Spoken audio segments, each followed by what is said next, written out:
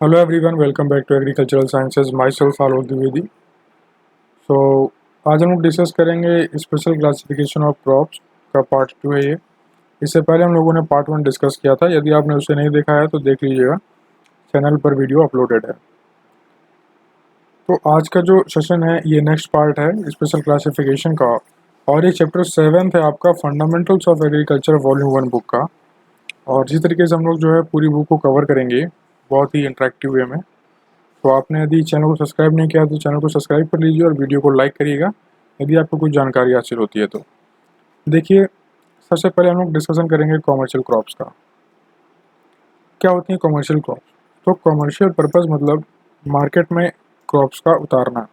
तो जो मार्केट में जो ज़्यादा पसंदीदा क्रॉप्स हैं, मतलब जिससे क्या हो, कॉमर्शलाइजेशन हो, मतलब कॉमर्शलाइजेशन से मतलब क्या हुआ, पैसा जिसमें ज़्यादा मिले। ठीक है, तो उन क्रॉप्स को अगर हम बोते हैं तो हम बोलते हैं कि वो कॉमर्शियल क्रॉप्स हैं। क्या है? कॉमर्शियल क्रॉप्स हैं। जैसे कि मैं आपको बताऊं कि जो मेन क्रॉप्स जो हमारे इंडिया में ज़्यादातर बोई जाती हैं एज अ कॉमर्शियल क्रॉप्स, वो हैं jute, cotton, tobacco, sugar cane.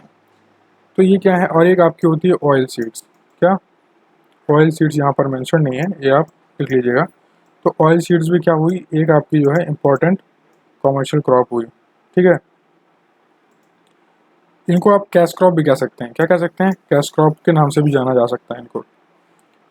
ये प्रॉफिट क्रॉप भी आप इसे कह सकते हैं, क्योंकि प्रॉफिट से यहाँ पर हमारा जो मेन जो लक्ष्य होता है कॉमर्शियल क्रॉप का, ये वो यही होता है कि प्रॉफिट आपको कैसे मिलेगा। और इनका हालांकि जैसे कि ये आपको देती हैं आर्थिक सहायता, मतलब इसमें क्या होता है, आर्थिक बेनिफिट होता है। जो आपका पैसे का लेन देन है वो इसमें ज़्यादा होता है। तो इसीलिए क्या है कि ये जो जीडीपी है आपकी, ग्रॉस डोमेस्टिक प्रोडक्ट, जो अपने नेशन की जीडीपी है, उसमें भी ये इनका काफ़ी अच्छा शेयर होता है, मतलब उसमें काफ़ी अच्छा इनका कंट्रीब्यूशन होता है। नेक्स्ट बात करें कवर क्रॉप्स के बारे में। क्या है कवर क्रॉप्स? तो कवर क्रॉप्स बेसिकली किस लिए होती हैं? ये सॉइल को कवर करने के लिए होती हैं। किसके लिए होती हैं? Planted to cover the soil rather than for the purpose of being harvested. मतलब इनका पर्पज़ ये नहीं होता है कि हमें इनको उगाना है और इनको जो है अपनी फूड जो ज़रूरतें हैं कंजप्शन की, फूड कंजप्शन की, उसके लिए हम लोग इसको नहीं उगाते हैं। हम इसको उगाते हैं to cover the soil. Why to cover the soil?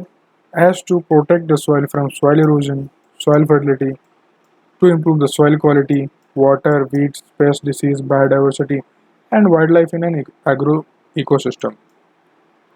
तो इस वजह से हम लोग इसको क्या करते हैं, कल्टीवेट करते हैं कवर क्रॉप्स को।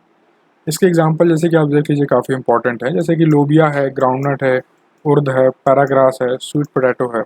इनमें से यदि आपको कोई सी भी जो है प्लांट को पहचानने में दिक्कत है या आप नहीं जानते हैं तो उसे आप कमेंट कर बताया करें, और मैं उसको अपने टेलीग्राम ग्रुप पे उसकी एक फ़ोटो डाल दूँगा।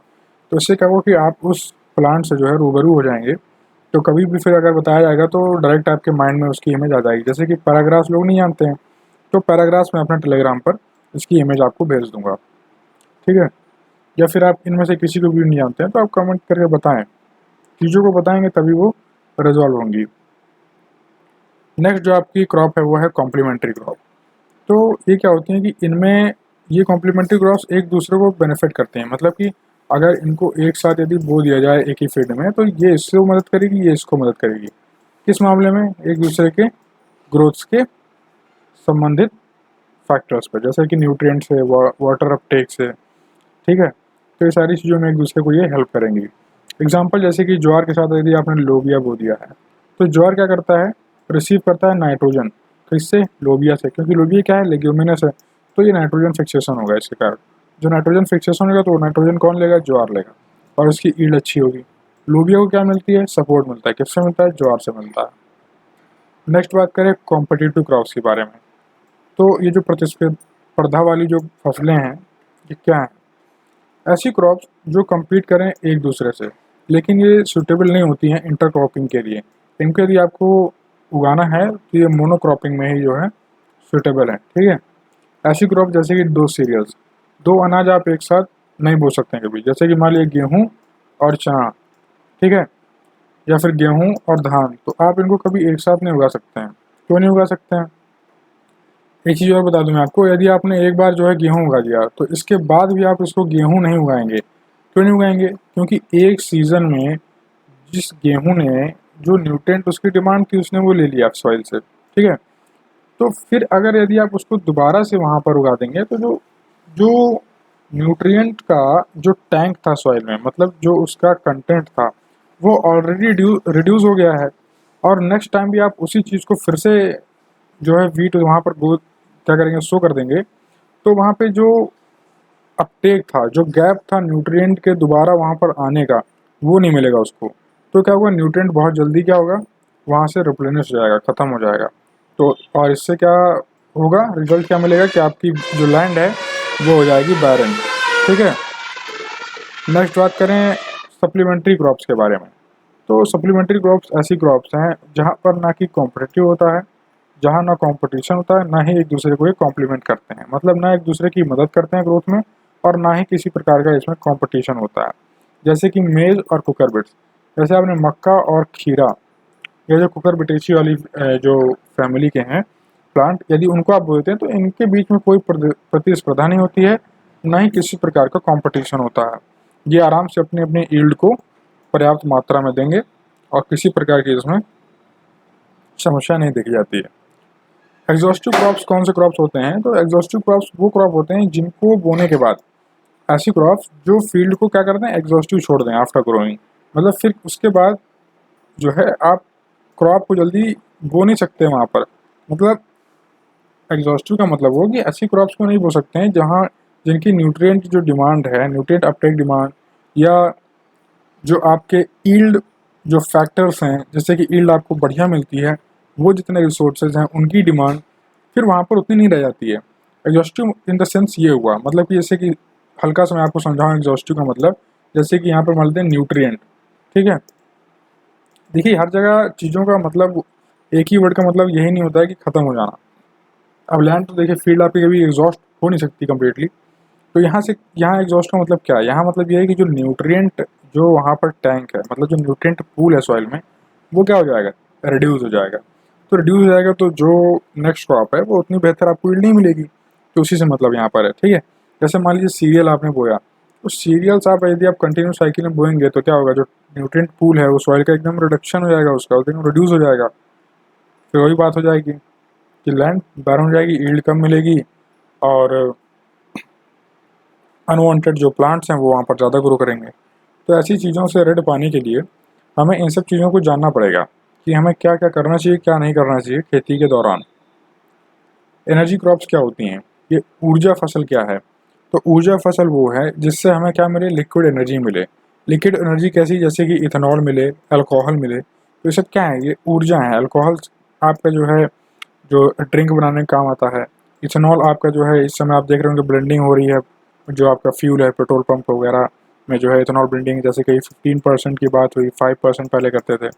इस तरीके से इथेनॉल ब्लेंडिंग बढ़ाते जा रहे हैं, जिससे क्या हो, पोल्यूशन भी कम हो और बाइक का माइलेज भी अच्छा रहे। अब देखिए इसके एग्जांपल, जैसे कि किन किन से जो है एनर्जी क्रॉप्स कौन कौन सी हैं, लिक्विड एनर्जी किससे मिलती है, तो वो है आपके शुगर केन, पोटैटो, मेज़, मक्का हो गया, टैपियोका क्या हो गया। अब देखिए गन्ना सभी ने देखा होगा, आलू सब ने देखा है, मक्का सब ने देखा है, लेकिन टैपियोका किसी ने नहीं देखा होगा। किसी ने क्या मतलब जो है, अगर 100% लोग हैं तो 100% में मेरे ख्याल से 60 से 70% लोग जो है नहीं जानते होंगे कि टैपियोका क्या है, और इसके प्रोडक्ट सभी खाते हैं, ठीक है। तो इसकी भी टेलीग्राम पर मैं आपको पिक सेंड कर दूंगा, आप कमेंट कर दिया करें, तो मुझे क्या होता है, अगर माइंड से मिस हो जाता है तो मुझे दोबारा याद आ जाता है वो कमेंट देखकर, तो मैं उसको टेलीग्राम पर सेंड कर देता हूँ। और टेलीग्राम पर आपका जो है ज्वाइन होना बहुत इंपॉर्टेंट है, क्योंकि कोई भी अगर प्रॉब्लम है तो आप वहाँ पर मुझे बता सकते हैं डायरेक्टली, क्योंकि मैं हमेशा उसको चेक करता रहता हूँ। और जो भी नोटिफिकेशंस आती हैं, कभी कभी यूट्यूब पे नोटिफिकेशंस नहीं आती हैं जब भी वीडियो अपलोड होती है, तो वो आपको टेलीग्राम पर ज़रूर मिल जाती हैं।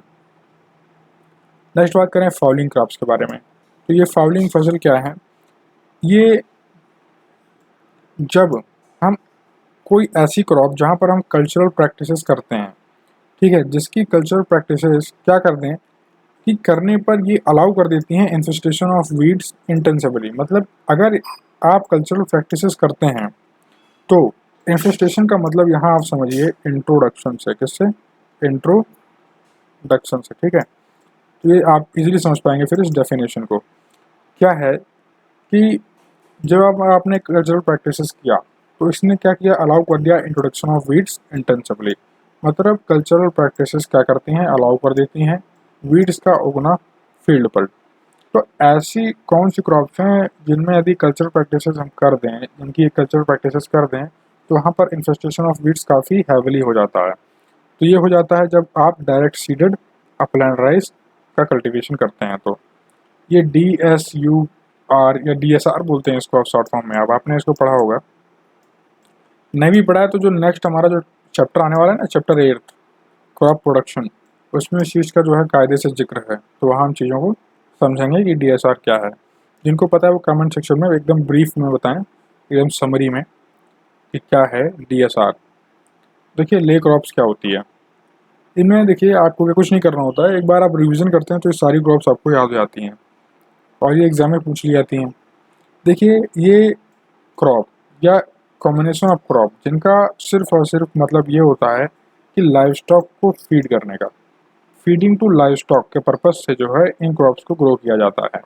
जैसे कि बरसीम और सरसों को यदि आपने दोनों को मिला के बो दिया है तो ये भी क्या है, लाइव स्टॉक के पर्पज़ में आती है।